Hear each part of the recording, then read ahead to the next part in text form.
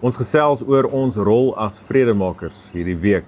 Hoe kan ek en jy 'n lewe van vrede leef? Hoe kan ons ander mense inspireer om lewens van vrede te leef? Nou, ek wil met jou deel vandag aan Romeine 14, vers 19 praat Paulus, hy sê, kom ons doen ons uiterste bes om in vrede met mekaar te leef. Ek wil vir jou sê, as ek en jy nie eers in vrede met mekaar kan leef nie, in ons eie kerk, in ons eie gesin, in ons eie geleedere, in ons eie nasie, dan gaan ons sukkel om dit te wys vir ander mense. So dit begin by die huis, dit begin tuis, wil ek sê. Hy sê, kom ons help om mekaar se geloof sterk te maak. Paulus sê, kom ons bewys vrede aan mekaar, kom ons help om mekaar se geloof sterk te maak. Mense wat nie in vrede leef nie, breek geloof af.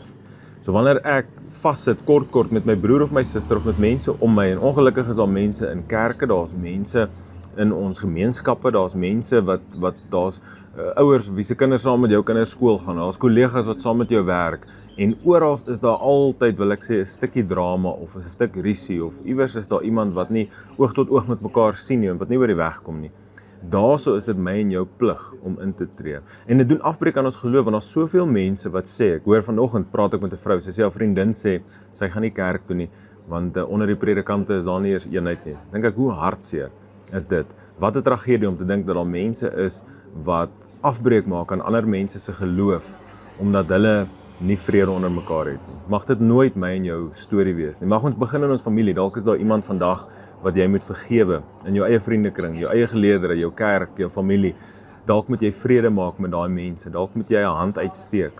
Dalk was jy nie verkeerd geweest nie, maar dalk rus dit nou op my en jou om vrede te maak. Jy weet, in die Ou Testament praat God, hy sê, wanneer jy by die offertafel kom, en jy beleef daarso dat jou broer 'n saak teen jou het, hy sê, laat staan jou offer en gaan maak reg met jou broer. En ek wil vir jou sê, as jy vandag beleef dat iemand iets teen jou het, dalk het jy iets gedoen, of hulle iets gedoen, of dalk is daar oneenheid, iewers, wil ek vir jou sê, dis my en jou plig om te gaan en vrede te maak, te sê, ek vra om verskoning, kan ek die minste wees? God se koninkryk is 'n omgekeerde een, hy sê, as ons die meeste wil wees, moet ons die minste wees hier op aarde, en hy sê, die wie vandag die meeste is, sal die minste wees in die koninkryk.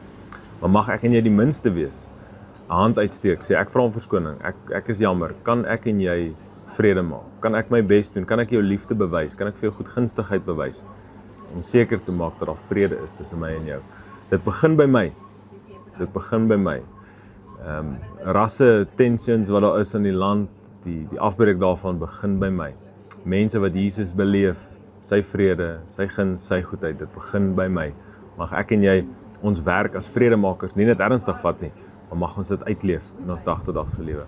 Mag jy 'n geesvervulde naweek hê en 'n awesome tyd. Mag jy lekker is. Ons sien jou volgende week weer. Tot dan. Totsiens.